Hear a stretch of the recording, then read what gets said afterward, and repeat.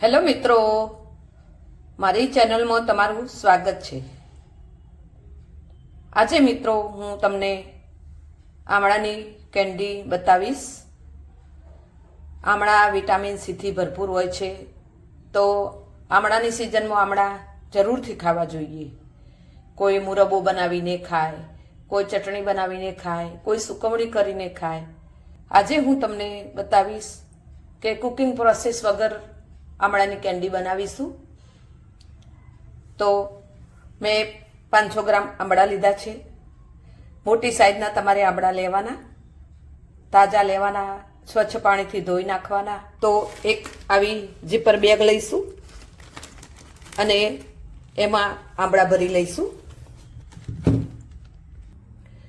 મેં ઝીપર બેગમાં આમળા બધા ભરી લીધા છે। હવે એને અહીંથી બંધ કરી દઈશું। મિત્રો, તમારી પાસે આવી ઝીપર બેગ ન હોય તો તમે પ્લાસ્ટિકની કોઈ પણ બેગ લઈ શકો છો અને એને રબરથી બંધ કરી લેવાની।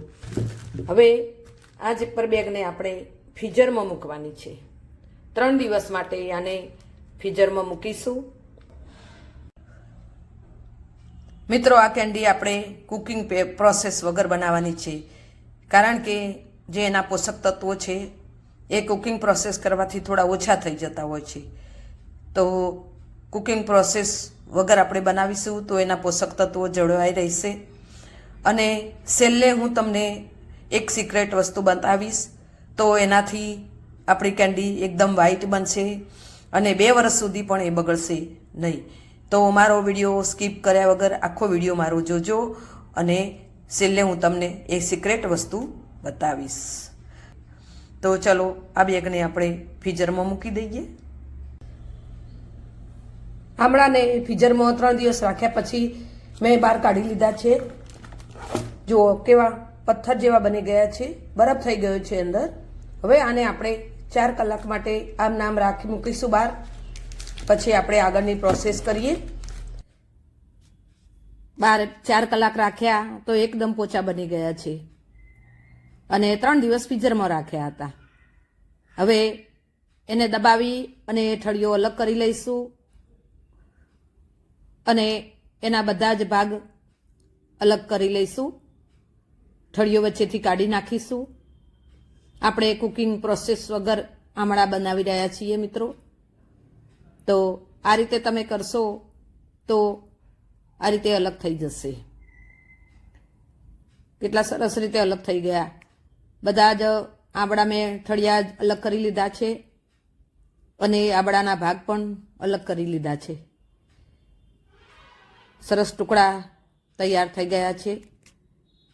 હવે ઠળિયા ફેંકી દઈશું અને આગળની પ્રોસેસ કરીશું। તો હવે આપણે ખડી સાકર લઈશું। 400 ગ્રામ મેં ખડી સાકર લીધી છે, દળીને મેં ખડી સાકર લીધી છે। 500 ગ્રામ આમળા છે અને સામે 400 ગ્રામ ખડી સાકર લીધી છે। તમે ખોળમાં પણ બનાવી શકો અને અડધા લીંબુનો રસ નાખી બધું ભેળવી લઈશું અને અડધો કલાક એને રહેવા દઈશું। એક કોટનનું કાળું કપડું લઈશું અને આની ઉપર બાંધી દઈશું। આને મિત્રો 4 દિવસ આપણે 2-2 કલાક તડકે મૂકવાનું છે। હવે આપણા આમળાને 4 દિવસ થઈ ગયા છે, તો કપડું લઈ લઈશું અને જોઈ લઈશું। સરસ તૈયાર થઈ ગયા છે, એકદમ વ્હાઈટ પણ થયા છે અને સરસ થઈ ગયા છે। તો હવે એક બાઉલ લઈશું અને એના ઉપર કાણાવાળું કોઈ પણ વાસણ મૂકી દઈશું અને એમાં આ નિતારી લઈશું। આપણે બધા આમળા નિતારી લઈશું અને અડધો કલાક માટે એને નીતરવા દઈશું। હવે આપણા આમળા નીતરી ગયા છે, તો મિત્રો જુઓ પાણી પણ નીકળી ગયું છે। મિત્રો, આ પાણી તમારે ફેંકવાનું નથી, તમે આ પાણીને શરબતમાં ઉપયોગ કરી શકો છો। ચલો હવે એક પ્લેટ લઈશું અને આમાં બધા આંબળા ફેલાવી દઈશું. એક થાળીમાં ના આવે તો બીજી થાળી લેવાની. એકબીજાને અડે નહીં એ રીતે મિત્રો સૂકવવાના છે. 2 થાળી આપણે કરી લઈએ. બંને થાળીમાં મેં આંબળા અલગ કરી લીધા છે અને એકબીજાને અડે નહીં રીતે મેં સૂકવ્યા છે. હવે આને આપણે 4 દિવસ માટે તડકે મૂકીશું. 3 થી 4 દિવસ તડકે મૂકીશું. જ્યાં સુધી કોરા નહીં થાય ત્યાં સુધી આપણે તડકે મૂકીશું. હવે આપણા આંબળાને 4 દિવસ તડકે મૂક્યા પછી સુકાઈ ગયા છે. તો હવે આમાં આપણે સિક્રેટ વસ્તુ નાખીશું.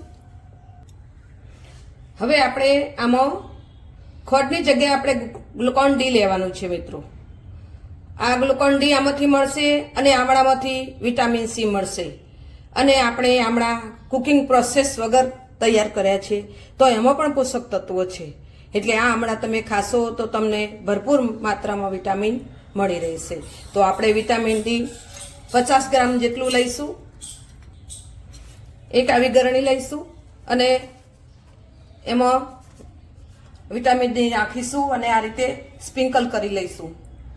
તો આપણા આમળા એટલા મસ્ત બનશે અને વ્હાઈટ પણ બનશે. બધું મિક્સ કરી લઈશું. મિત્રો આમળા બાળકોને તો બહુ જ ભાવશે. તો એમને વિટામિન સી પણ મળી રહેશે અને ગ્લુકોન ડી નાખ્યું છે આપણે એટલે વિટામિન ડી પણ મળી રહેશે. તો તમે જરૂરથી બાળકોને આ ખવડાવજો. બનાવીને મૂકશો તો તમે 2 વર્ષ સુધી આમળા બગડતા નથી. એક વખત બનાવવાની થોડી મહેનત પહોંચે પણ બનાવ્યા પછી જે ખાવાની મજા આવે છે બહુ સ્વાદમાં પણ સરસ લાગશે. કારણ કે આપણે આને કુકિંગ પ્રોસેસ વગર બનાવ્યા છે તો સ્વાદમાં પણ બહુ સરસ લાગશે. કુકિંગ પ્રોસેસ વગર પણ એટલા જ્યુસી બને છે મિત્રો.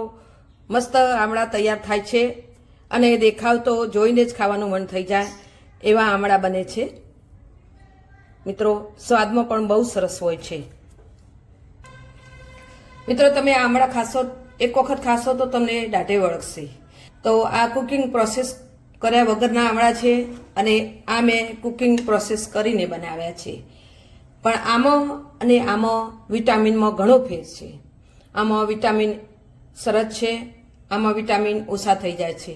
આપણે ગરમ કરીને કરીએ એટલે એમાં વિટામિન ઓછા થઈ જાય છે અને આ વિટામિનનો ખજાનો છે.